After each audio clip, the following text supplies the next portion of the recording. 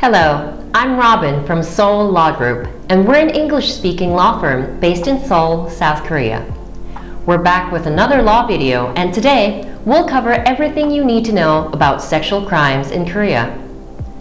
Sexual crimes are an act of sexual violence when consent is not obtained or willingly given. This is a serious concern not only in Korea but the world at large.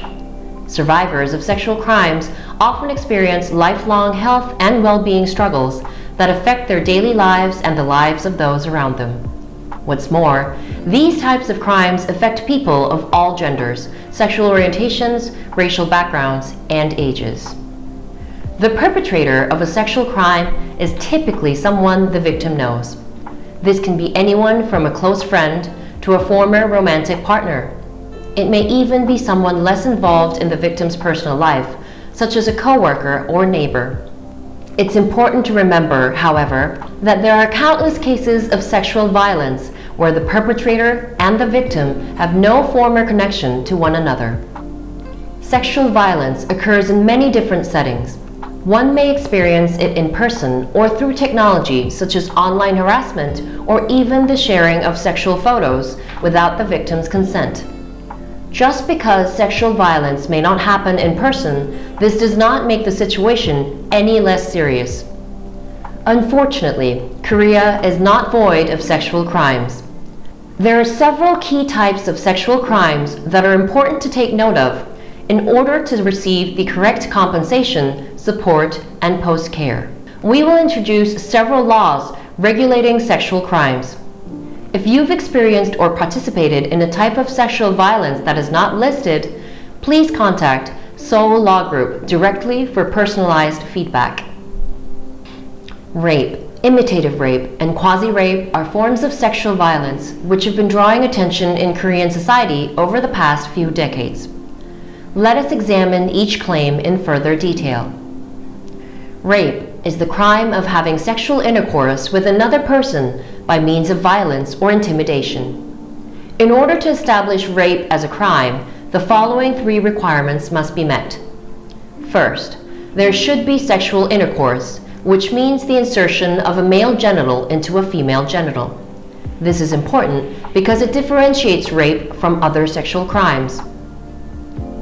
If the perpetrator inserts a male genital into other parts of the body than a female genital, such as mouth or anus, it is not a rape, but imitative rape.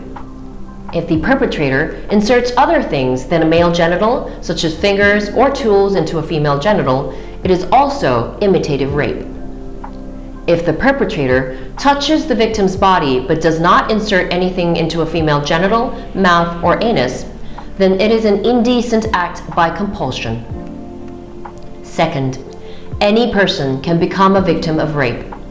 This looks obvious, but it is actually the part that has changed the most. Since the mid-1990s, many new legal principles and descriptions have changed to promote the welfare of victims in rape cases and to bring down harsher punishment on perpetrators. Before 2012, only women could be the victim of rape because it was considered that only women possessed female genitals. But since technology developed, cases of transgender women, many of whom are still legally male, becoming rape victims have begun to emerge, so the law changed to define the rape victim as a person instead of a woman. Also, before 2012, the perpetrator's wife could not be the victim of rape. This means that it was not rape if a husband rapes his wife, because long ago it was considered that husbands had marital rights to have sex with their wives. But as time passed, people's thoughts have changed. So now, marital rape is also punished as rape. Third, there should be violence or intimidation to make the victim's protest significantly difficult. If the perpetrator used violence or intimidation but failed to have sexual intercourse, for instance, the victim managed to run away, then it is punished as attempted rape. The punishment gets cut in half in this situation. Those who are found guilty of rape will be punished with imprisonment with labor for life or at least 5 years up to 30 years, according to the Article 297 of the Criminal Act. Also, there are a few additional provisions to punish the crime more severely if other elements are added. If the perpetrator carries any weapon or other dangerous objects while raping, or they rape the victim jointly with other persons, they shall be punished by imprisonment with labor for life or for at least 7 years. If the perpetrator breaks into the victim's house and rapes the victim, they shall be punished by imprisonment with labor for life or for at least 7 years. If the rape causes injury to the victim, the perpetrator shall be punished by imprisonment with labor for life or for at least 5 years. If the rape causes death to the victim, the perpetrator shall be punished by imprisonment with labor for life or for at least 10 years. If the perpetrator rapes the victim and then murders them, they shall be punished by death or imprisonment with labor for life. Imitative rape, as explained earlier, refers to a situation where a person inserts their sexual organs into another's non-sexual body part, or inserts their finger or other things, excluding genitals, into another's genital or anus by means of violence or intimidation. Imitative rape is punishable by imprisonment with labor for a limited term of at least 2 years, according to Article 297-2 of the Criminal Act. Imitative rape tends to be judged less harshly than rape in Korean courts. Quasi-rape is defined as sexual intercourse with another by taking advantage of the victim's condition of unconsciousness or inability to resist. For example, quasi-rape may take place when the victim is under the influence of alcohol, unconscious, or under the influence of drugs. The important thing is that the victim's condition of unconsciousness or inability to resist should not be caused by the perpetrator. If the perpetrator intentionally drugs the victim to have sexual intercourse with them, then it is a common rape, not quasi-rape. The main factor of quasi-rape is that the perpetrator takes advantage of the situation when the victim is already in a state they cannot resist. This type of crime, albeit with a different title, gets the same punishment as rape, with the imprisonment period beginning at 2 years. An indecent act by compulsion is a term used in Korean law for groping. Groping is the intentional touching of another person in a sexual manner without consent. There are several subcategories of this crime, so please read the following information carefully. An indecent act is defined as groping, touching another person in a sexual manner. Defining what a sexual manner is can often face challenges in court. The Korean Supreme Court defines it as an act against the public sexual morals, objectively incurring sexual humiliation or disgust to normal people, and infringing the sexual self-determination of the victim, which shall be judged based on the willingness, sex, and age of the victim, alongside their relationship with the assailant, details of the accident, objective circumstances, and contemporary social sexual morals. This definition is certainly long-winded, and even cases of self-defense where a sexual body part is injured can be labeled as an indecent act. To avoid any confusion, reach out to Seoul Law Group for a more clear definition.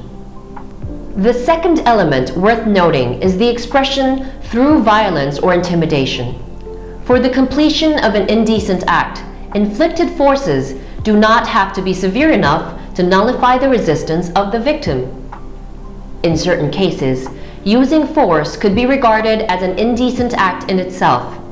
For instance, if a person abruptly touches a woman's breast and runs away, it is considered an indecent act by compulsion, even though there is technically no violence or intimidation.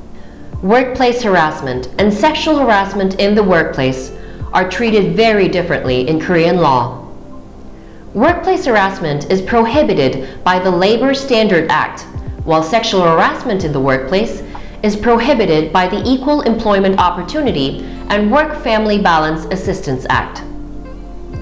As long as one is an employee, they can be the victim regardless of gender, age, and job status, among other features. Common types of sexual harassment in the workplace include, but are not limited to, kissing, hugging, inappropriate touching, massages, making sexual jokes or comments, asking about one's sexual life, or intentionally speaking sexual information. the employer who commits sexual harassment in the workplace shall be punished with an administrative fine not exceeding 5 million won. Meanwhile, if sexual harassment in the workplace is so severe that it amounts to the crime of an indecent act by compulsion, then the perpetrator gets punished by Article 10, Act on Special Cases Concerning the Punishment of Sexual Crimes. Along with the development of technology, new types of sexual crimes have emerged. This includes taking sexual photographs and videos, as well as their illegal distribution. The 2011 Act on Special Cases Concerning the Punishment of Sexual Crimes stipulates filming against the victim's will as a sex crime and later included distribution against one's will, habitual filming, and false video products. It is important to note that sexual crimes involving cameras do not require the victim to be naked or engaged in a sexual act. If the victim feels that any image or video taken of them without consent was done in a sexual manner, they are liable to take the case to court as a sex crime.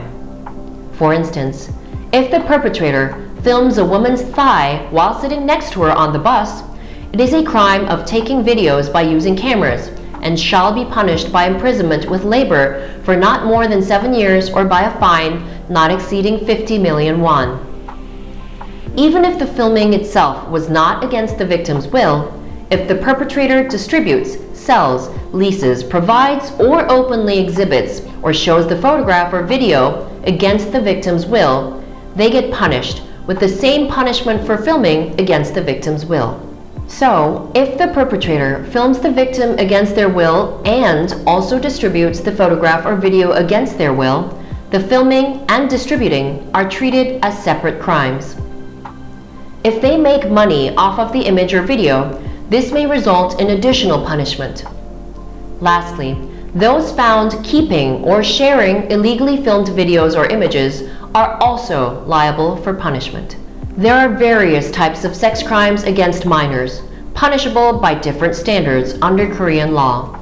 In Korea, it is regulated by the Act on the Protection of Children and Youth Against Sex Offenses. First, let us look over the age of consent in Korea. The ages of both the perpetrator and victim come into play. A person who has sexual intercourse or commits an indecent act on a victim under 13 years of age shall be punished under the charge of sexual intercourse or indecent acts with minor, even with the victim's consent. Meanwhile, a person 19 years of age or older who has sexual intercourse with a victim who is 13 years of age or older but under 16 years of age also shall be punished under the charge of the same crime, even with the victim's consent. So if you're over 16 years but under 19 years old, then it is not a crime to have sex with a person who is over 13 but under 16 years old. However, if you are an adult over 19 years old, you shall not have a sexual relationship with the person under 16 years old. The presumption of this article is that between an adult and a minor from 13 to 16, there is a huge gap in power, intelligence, and others, so special protection of statutory protection is required. But all these charges are on the premise that the sexual intercourse was done consensually. It is completely another story if a child gets actually raped by violence or intimidation. As it should be, sex crimes against minors get punished much more severely than the same crimes against adults. If the perpetrator rapes a minor, a person under 19 years old, by means of violence or intimidation, shall be punished by imprisonment with labor for an indefinite term or for at least 5 years. If the victim is under 13 years of age, the lower limit of the sentence is increased to 10 years. If the perpetrator commits imitative rape to a minor by means of violence or intimidation, they shall be punished by imprisonment with labor for a limited term of at least 5 years. If the victim is under 13 years of age, the lower limit of the sentence is increased to 7 years. If the perpetrator commits an indecent act by compulsion to a minor, they shall be punished by imprisonment with labor for a limited term of at least 2 years, or by a fine of at least 10 million won but up to 30 million won. If the victim is under 13 years of age, the perpetrator shall be punished by imprisonment with labor for a limited term of at least 5 years. If the perpetrator commits a quasi-rape or quasi-indecent act by compulsion to a minor, they shall be punished in the same manner as prescribed above. Please note that all the charges and punishments above still apply when the perpetrator themselves are minors. Of course, minors usually get special treatment in the trial as a defendant, but that is another story. As always, it is important to discuss your unique situation in detail with one of our experts at Soul Law Group. Whether you find yourself a perpetrator or victim of a sex crime, it is crucial to exercise your rights. To achieve the best possible outcome, a supportive lawyer with years of experience is necessary. This is where Soul Law Group can help. Reach out to us through our website, phone, and in-person services. Well, I hope this video was useful for you. If you have any questions or concerns about sexual crimes in Korea, let us know in the comment section below, and you can find more info on soullawgroup.com. Don't forget to like, subscribe to our channel, and turn on that notification bell for more Korean law videos, and we hope to see you next time. Goodbye.